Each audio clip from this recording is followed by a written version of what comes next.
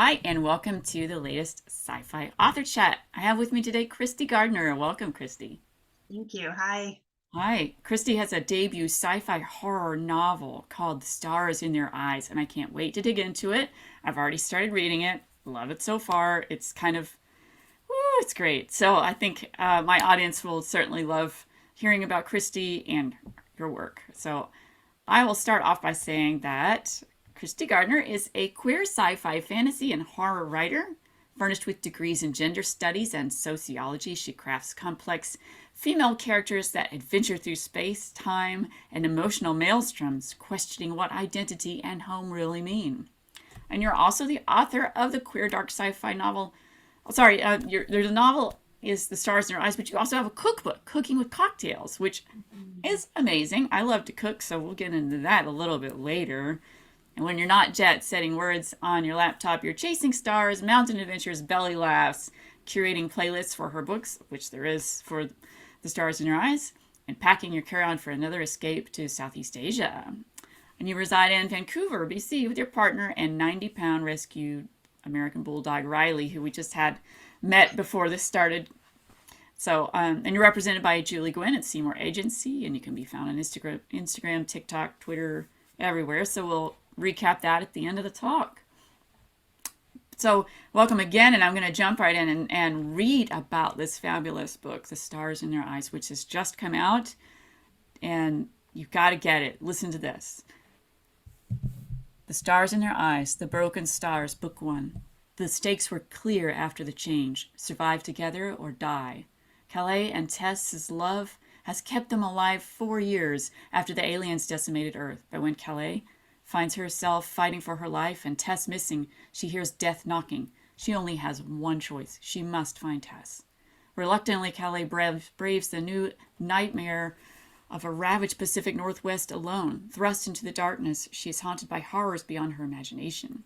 As the lines between good and evil blur, Calais' desperation threatens to spill what's left of her humanity. She's pulled deep into the madness of a world that has become kill or be killed when she realizes she must deny her feral instincts to resist becoming a monster herself. That means confronting her demons as she stares down the barrel of a terrifying truth: she may actually be forever alone. Time is running out and she knows it. Her only hope is to become who she is truly meant to be and unify with the love of her life once and for all. But at what cost? To survive, Callie must choose between the unthinkable: give up or give them hell. I love it. So, It's okay, let's so funny to hear you read it like that. I'm like, oh, this sounds exciting. exciting. It's super. I'm like stoked. So, and because I'm already reading it, I already know, so I'm like, oh, I just can't wait for folks to read this. And so, but I want to know, how did you know, or at least suspect you wanted to write sci-fi and horror? Oh, um, sorry, my dog's trying to push her way through there. Hi, Riley. Yeah, honey. Hi. That's a good question. I actually, um, I always knew I wanted to write. My earliest memories are of sitting at my mom's sewing table in the basement, growing up and drafting story ideas. And I wrote a lot of probably horrible poetry and stuff when I was young, short stories. Yeah. So I always knew I wanted to write, and I spent the better part of probably most of my adult life writing nonfiction. I had a food blog for around 11 or 12 years. Like you said, I wrote a cookbook, and I've had a freelance copywriting and content writing company for the last 10 or 11 years now. Oh, time flies. But I didn't actually even know that I liked sci-fi for most of my life, which is weird because like my favorite stories looking back as an adult now, I see, so you don't have to be an adult, I just was completely clueless, but like my favorite stories, my favorite films were Little Shop of Horrors and Awesome. Ghostbusters and Terminator. Yes. Batteries not included. And then as I got older, I started getting into slightly still sci-fi, but slightly different sci-fi, like Jurassic Park. I learned how to write reading The Hunger Games, Wow. Divergent. I got super into Cormac McCarthy. Oh my goodness. There's so many different kinds of media that I consumed, and I didn't even know that I was into.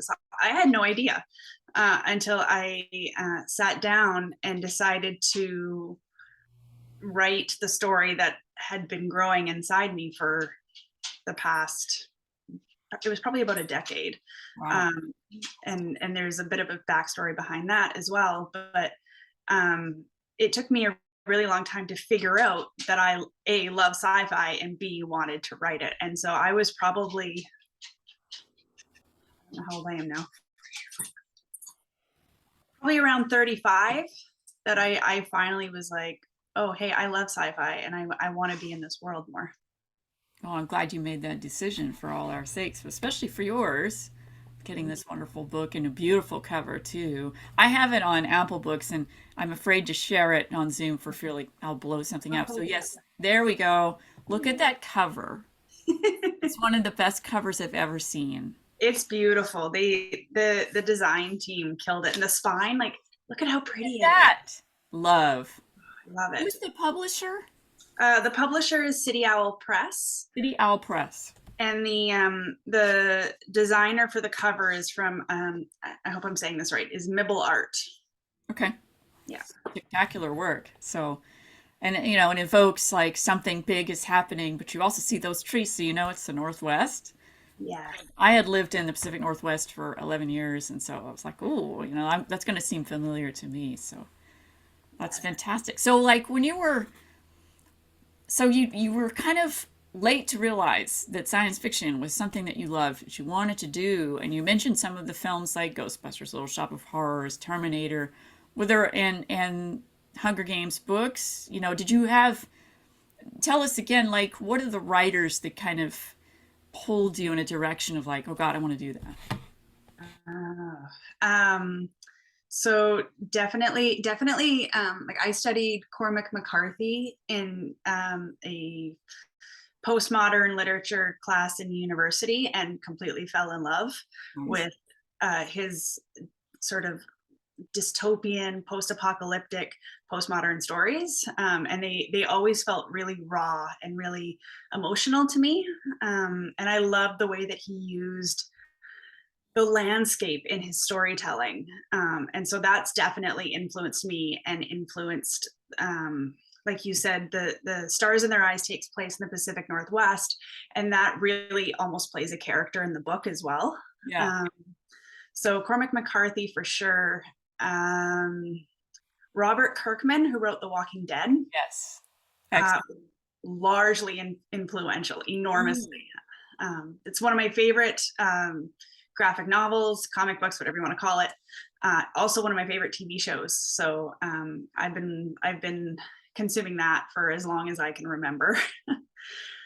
And I would probably say Becky Oh Chambers God, yes. is Yeah. also hugely influential in my writing. I love her character development and how heartfelt her stories are, even when they take place in a fantastical outer space. Like you just connect with the characters.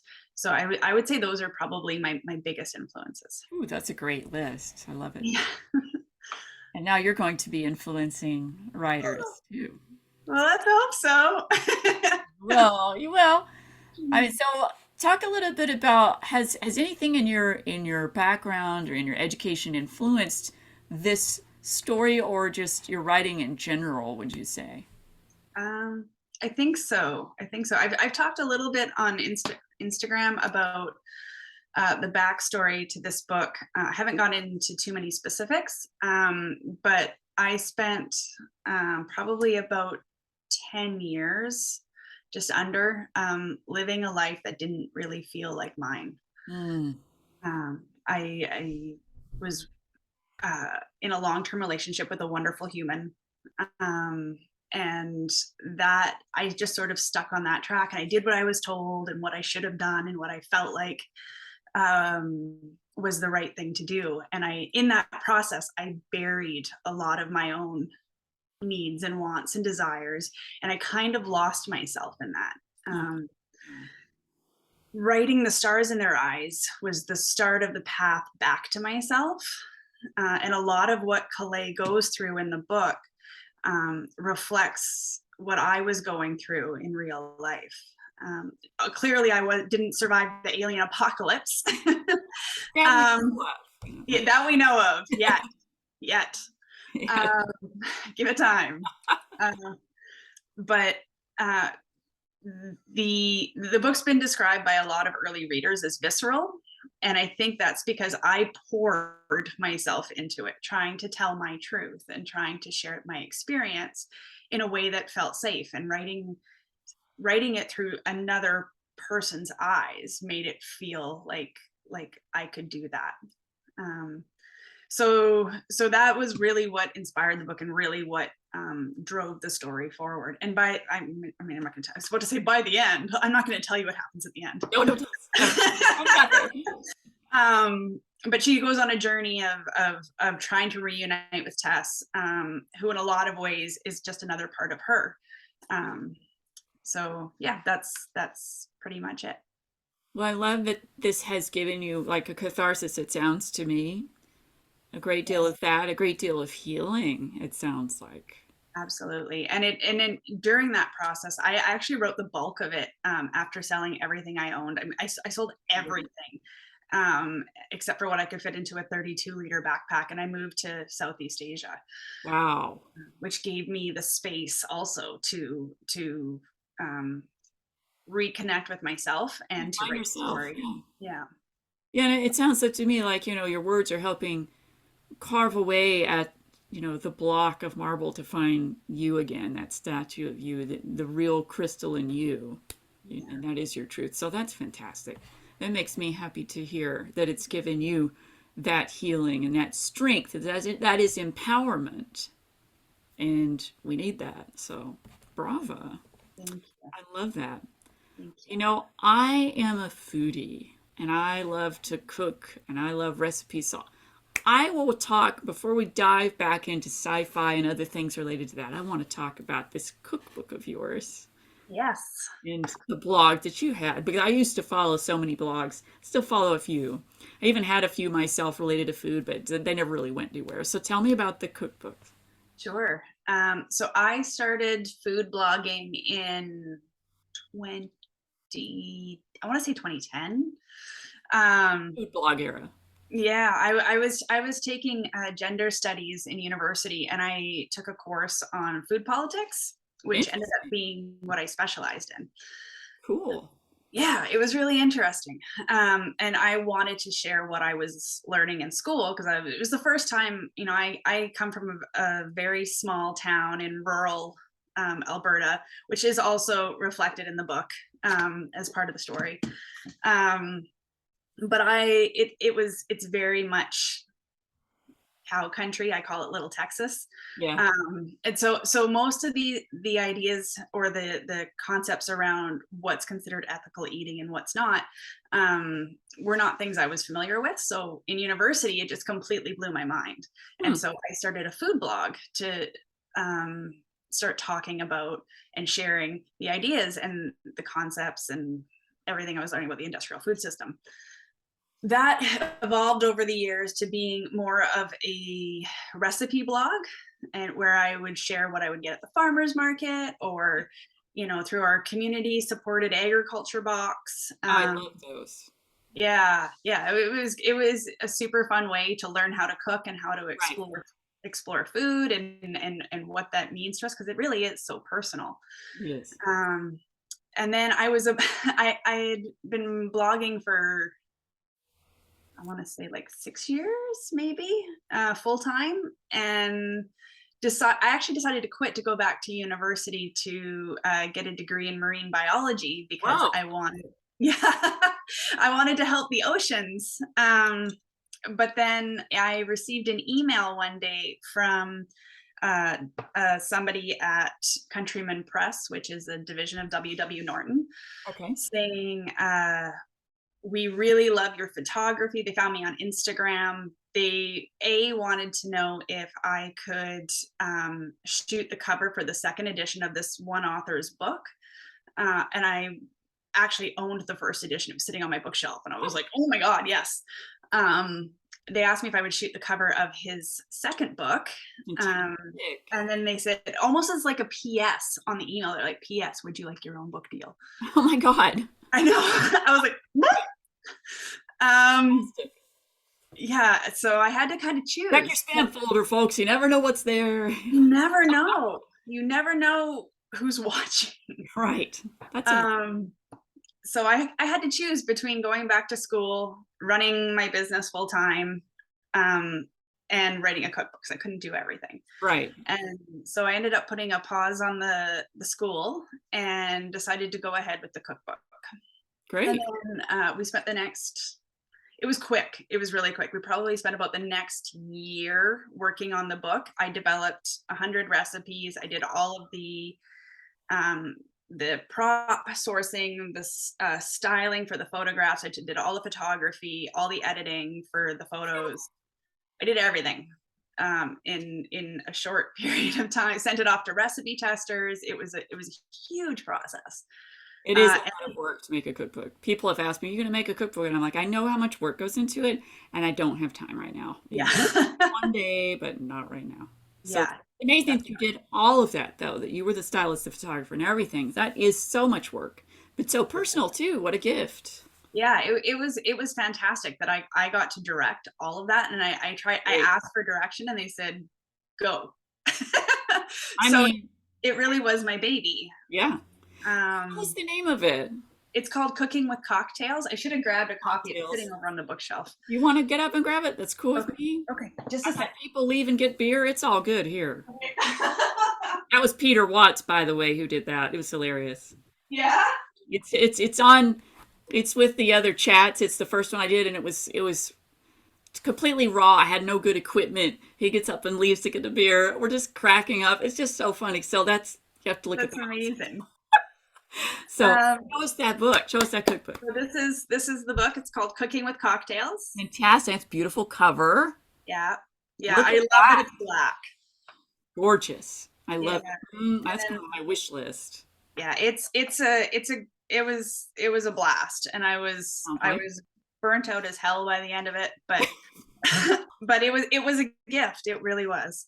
Were you just like, you know what, it's pizza delivery for the next foreseeable future or something? Yeah, for like the next year, I think.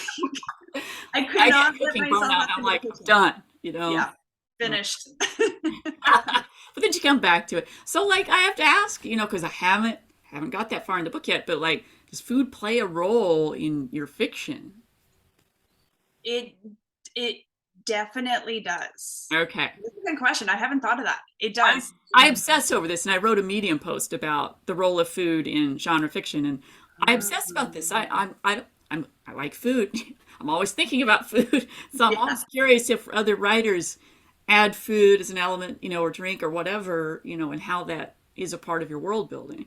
Yeah, actually, a lot of Calay's memories are centered around food. Oh, I love it. Yeah, I've never thought about this before. You're totally right. And I could talk about this all day, to be honest with you. So, like, we could have like a food in genre fiction summit, and I would be, you know, you would host that. You would be tippy top on that one. So, Yeah. well, that's great. Okay, so I'm looking forward to that because I do think that is a strong way of grounding genre fiction and making it, you know, relatable. Absolutely. Having connection to food or drink or whatever. You know, you have got to eat to live kind of deal, but at the same time, it has to mean something. And it sounds like it does to Calais, so that's wonderful. I love it. Absolutely. Okay, so you've got The Stars in Your Eyes is out, and the response has been amazing. I'm so happy for you, and I have seen some beautiful swag. So I'm like, we got my eye on that. I'm going to have to get some of that because I do want to get the hard copy. I like to have a shelf copy. And I'll send you swag too. Yeah. Ooh, yay. I'm a major swag fan. I'm crazy. I can't wait for like everything coming for mine because I want more swag. It's a vehicle for that. Yeah. I'm cheap that way, but you know. So let us know, like, can you talk about what you're currently working on? Yes. Okay. So there's a few things. I since finishing The Stars in Their Eyes, I have written two other novels. Wow.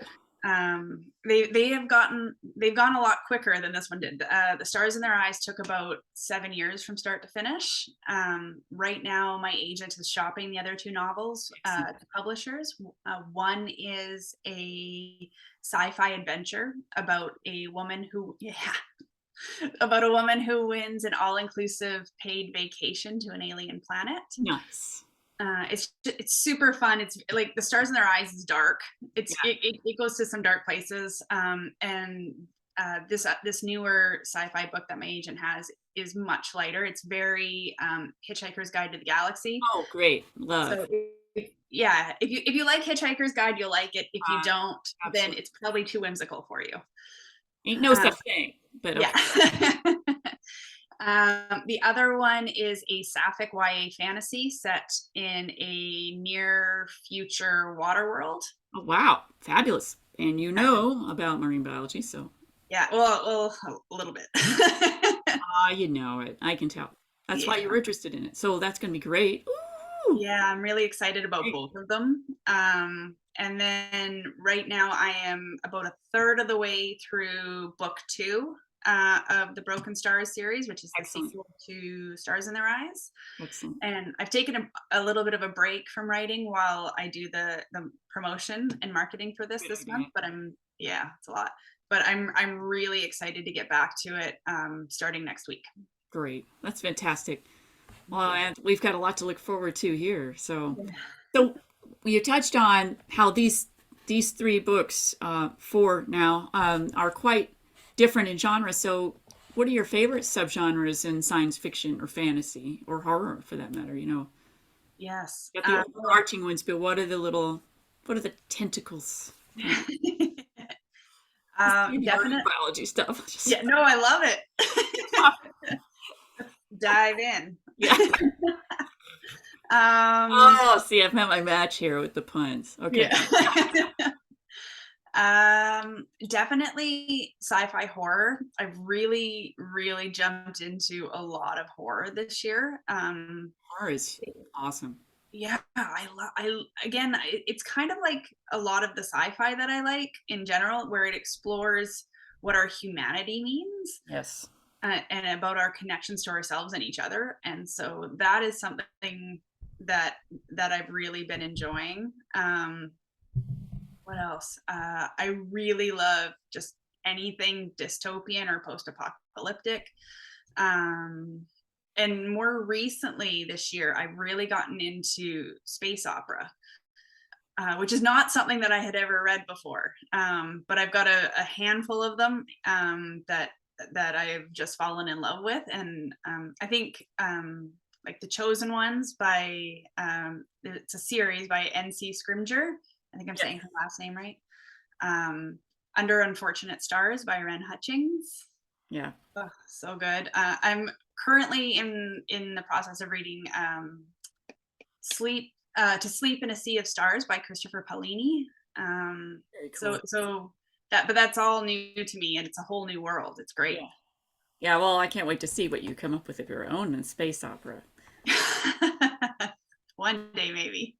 Yeah, sounds like it. So, what would you say is like what's your writing day like? Do you have a favorite place, favorite time? What's your method with writing? Yeah. So I live in a 600 square foot apartment with my husband and my giant dog. So there's not a lot of space, but I've managed to squeeze a small desk between the couch and this cupboard that my husband has. Um, and I get up every morning. Not obviously not this month, but normally I get up every morning at 5 a.m. and have breakfast, take care of the dog, do the things that need to be done. And usually I'm sitting at my desk by about 6:30, and I always have a big cup of I coffee, was gonna and ask. Yeah. yeah, always have coffee. And I put on either some sort of mood music that I find on Spotify or YouTube. Sometimes I'll use, there's a particular writing sprint YouTube video that I really like. Oh, cool. Yeah, on the days where where I can't, like, I'm usually a pretty fast writer once I start Yeah, writing. same. I can usually, yeah, I can like pound out 4,000, 5,000 words in a day if I need to, but sometimes that feels too big. And so writing sprints are helpful because I might not be able to mentally wrap my head around sitting down for the next 3 or 4 hours to write, but I can certainly sit down for 25 minutes and then Exactly. you get up for your 5 minute break and then you sit down and you write another 25 minutes. And you just do that over and over and over again. And all of a sudden you have, You have a book. I mean, yeah, that's really it at the end of the day. It's just being that consistent. You just go and keep doing it. You treat it like a job because it is a job. It is a business. totally. We're doing this because we're writers and we have to make a living. And in order to do that, you have to be able to produce books in a reasonable amount of time. And so that's a really good method that you describe as being very diligent. I really like that process. Everybody's is different, and I love to hear that with each author. Yeah, yeah. I find that like even if I don't get a lot written, I just have to put my butt in the chair. If you can Exactly. do Get that's it the on the hardest page. part. Yeah. Yeah. Just get it on that page and like don't worry about word counts, about all this pressure. Just get it on the page. Don't worry about getting lost in the weeds of editing yet. Unless that is your preference, because I do know that varies too. But I just like to mainly just get it on there first and then go kind of Yeah. clean it a bit. So Me too. Me too. so what would be, you've got some great stuff coming, but I have to ask, what would be your dream writing project or related to your writing? I knew this question was coming. I watch your shows. um, I thought really long and hard about this question. What's that? Sorry. Thank you, by the way, for watching. Oh, you're So welcome. you know what question's coming up later then, I'm sure. Curveball. So anyway, go ahead. um, to, I thought really long and hard about this, and I wish I have had a better answer for you, but I think my dream project, I'm doing it. Every manuscript that I write is a dream project for me True. because I'm finally writing the stories that are living inside of me, and Yes. I'm so grateful for that. That said, I do have an ongoing list of new dream project ideas on my notes app that I want to get to, but haven't yet. But while I'm working on something, that's everything to me. And that, I don't know, they're the books that I would want to read. Exactly. Um, and that for me makes it the dream. That's perfect. Thank Exactly. Just nailed it. Like there's no wrong answer to that question, but you've just perfectly captured why we're doing this and why we dream. And I love that you have the list, and I find that helpful too because I also have a list of this immense list of projects that I want to do, some of which are already underway, but you never know if they're going to get, now that I'm agented, never know what's going to kind of get you. around. So it's sort of like Project Tetris, but Yeah, it is a little bit. yeah, but it's good to just keep those dreams going because you just never know when you get the green light for one and just go for it.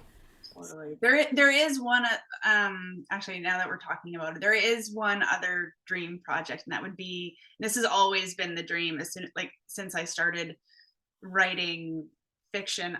I would really, and I'm just putting it out into the universe right now, but I would really, really love to write on an AMC show. Oh my God, that would be fabulous. I would lose my mind. I That would, love their programming.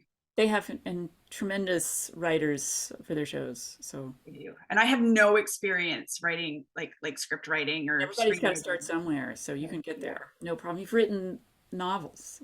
You Yeah. know, you can do it. Very Maybe cool. one day. I know, like add it to the list, right? So, but it's a Yeah. pretty good one. So, okay, now here's that curveball question, which if you've watched the show, you know it. So, okay, what's the one thing that would tip, as Blade Runner, with the Void Contest, what's the one thing that would tip people off to, first of all, you're being human versus replicant? So let's go with the human part first. How do we know you're human? Because you're a writing machine, but Yeah. Um,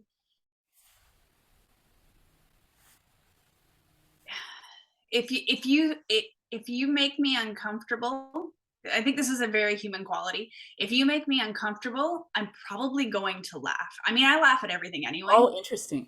but I'm definitely going to laugh if, like, whether that's like a coping mechanism or Overacting. whatever, but I'm definitely going to laugh if I'm extremely uncomfortable. So that's, and I think other than what is it? Murderbot by Martha Wells. I don't, the Murderbot series. Yeah. I don't think there are any like pod people or robots or anything that have a sense of humor. So that would probably be it Yeah. then. So what would make us suspect that you might be a replicant?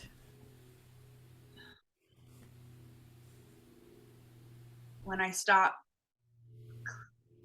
when I stop turning off all the lights in the house. So if I'm like visiting you and I notice all of them are on, I'm gonna be like, oh no. Yeah, or any overhead. I hate overhead lighting. If Too. there's overhead lighting on, you know there's a problem. It's aggressive. Yeah, it is aggressive. It's a lot on my Replicant. No, that's great. I love it.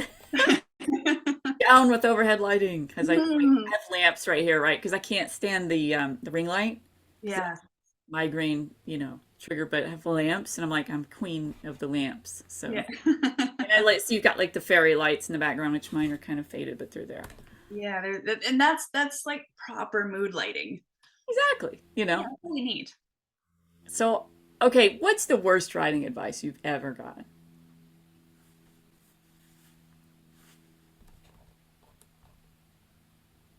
Thinking.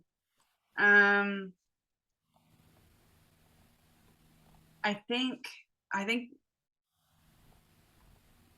probably the worst writing advice I've ever received is to only write. You should only, well, A of all, it's starts with you should, and I think it, like the nobody should do anything. Do what you want to do. But you should only write what you know. I hate that one. I I hate. hate that one. It's it's true that we should write from experience and dig into um our history, our feelings, our like pull from your humanity, I guess. But if we didn't ask what if we didn't explore these places that we don't know, we would never know ourselves. We would never know each Yeah, other. I think exactly. I think we need to nurture that kind of creativity and that art and that what I hope someday would be a catalyst for some kind of positive social change. And I think that's what, Understanding and empathy come from asking yes, questions, not sticking with only what you know. absolutely. So yeah, anytime somebody says you should only write what you know, that I kind of cringe a little inside. Yeah. You're right about like the you should. I always have trouble with that, like, and I've probably slipped up and done it myself, but I don't like hearing it, so I try not to say it to people, no matter what the context, especially with writing, because we all have our different styles and approaches. So but yeah, I agree. That is one of my least favorite pieces of advice. It goes straight in the bin anytime I hear it. So Totally. And I think rules like the rules exist um, to guide us, especially if we're new and we don't really know where to start. right. But also, they're meant to be. I think rules are meant to be broken, or at least they should be broken. So Yeah, I think that we have to evolve because everything around us is dynamic. And as the saying goes, the only constant is change. yes, That's kind of how I approach my life. Is I take that in and I try not to. I bend but don't break to it. yeah, You know, so like a breeze, like a tree in the wind. So I think that we have to kind of just be open when it comes to writing. So flip side of that, what's the best writing advice you could give to someone starting out? um, can I make it a two-parter? You can talk however long you want. Yeah. That's a move.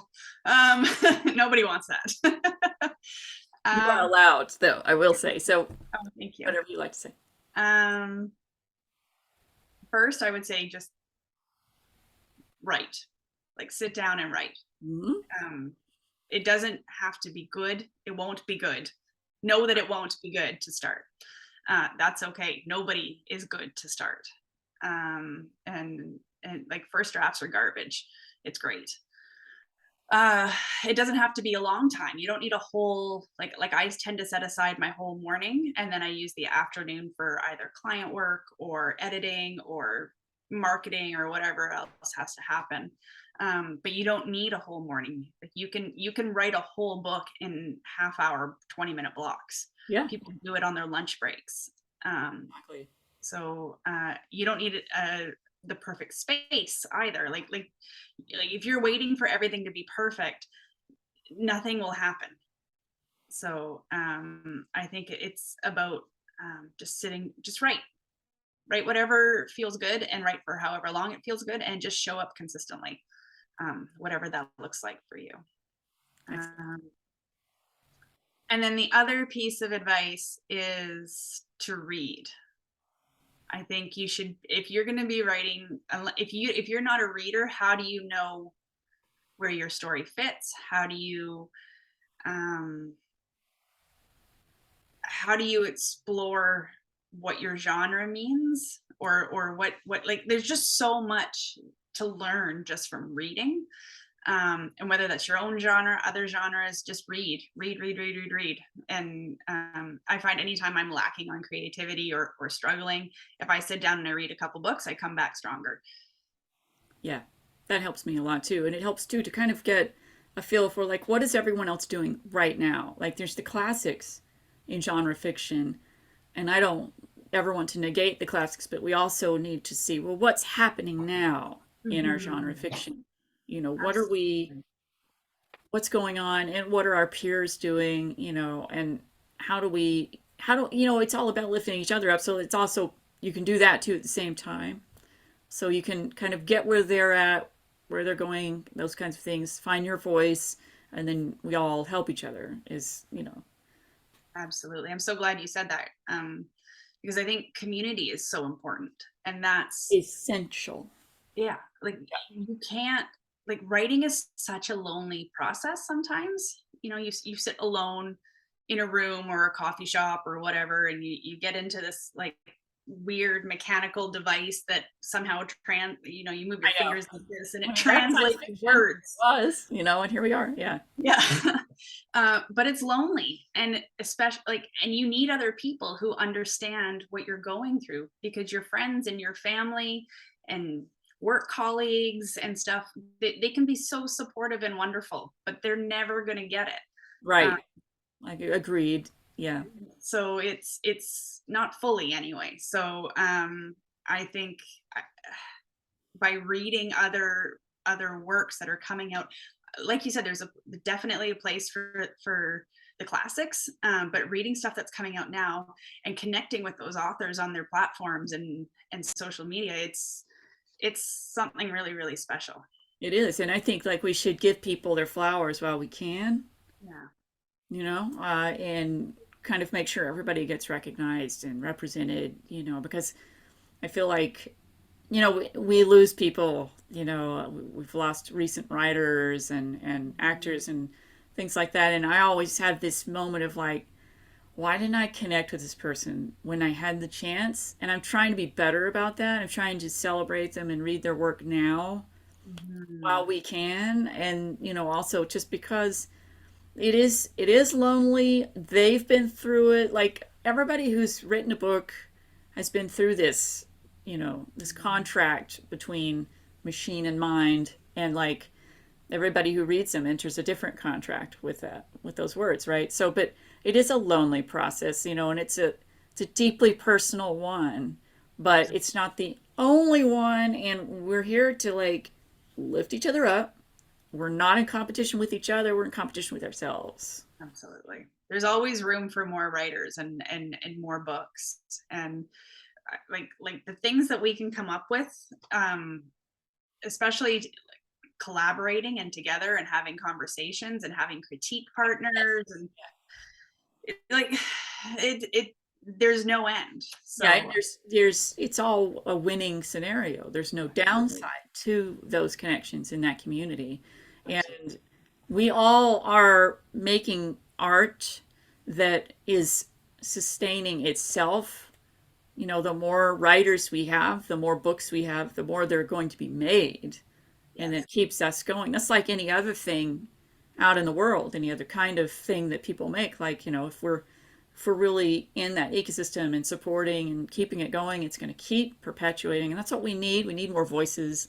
We need more stories. That's the most human part of us are our stories. Each is unique as a fingerprint or our DNA. Definitely.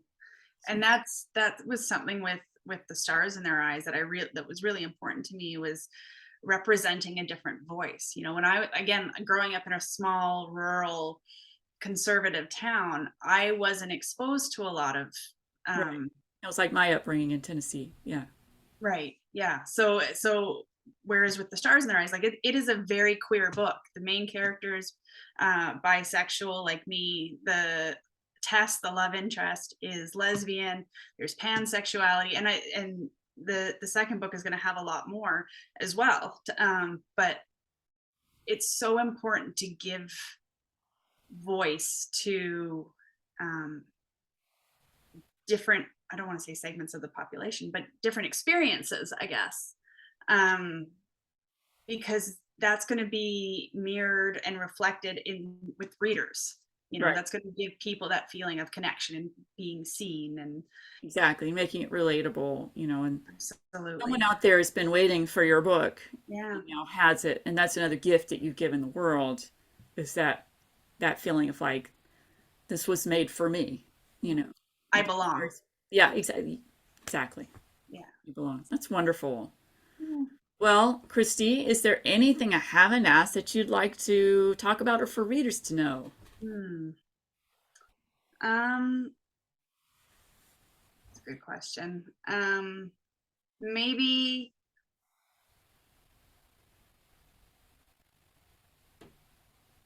ooh, that's a big one. Trying to think of something profound. Well, it could Um, just be anything. I think I think the important thing is just if anybody picks up the book, that that the one thing I want them to take away from it is that it doesn't matter. It doesn't matter. I mean, it does matter where, of course, it matters where you come from, but what really matters is where you are now, and that your experience is valid, um, and that when you tell your truth and you follow your truth and your intuition and the magic of the universe, whatever you want to call that, um, that's what that's what living is really about. That's really what my books are about, and finding a place that you can call home within yourself. Um, but I hope they get that, and I also hope that they get some good jump scares out of it too. Sounds like a win-win scenario to me. Thank you. So, Christy, where can we find you online to connect? So the best place to go the easiest place to go is my website, KristyGardner.com. From there, you can connect with me on Instagram, Twitter. I've been a little slow on the TikTok lately because I'm tired, but I'm on Twitter and Instagram pretty consistently. You can also sign up for my newsletter there. There's a free horror short story that you get, and the playlist for The Stars in Their Eyes as well. Great. Um, where else? That's pretty much it. You can also get the book directly on my website as well. So Fantastic. KristyGardner.com. Outstanding. Well, Christy, thank you so much for joining me on Sci-Fi Author Chat. It's been a delight, and I can't wait to finish The Stars in Their Eyes, and I hope everyone runs out and picks it up, as well as your cookbook, which I plan to do. So, Thank you. Thank thank you you very so much. Thank you much. for having me. Oh, you're welcome. Ad Astra.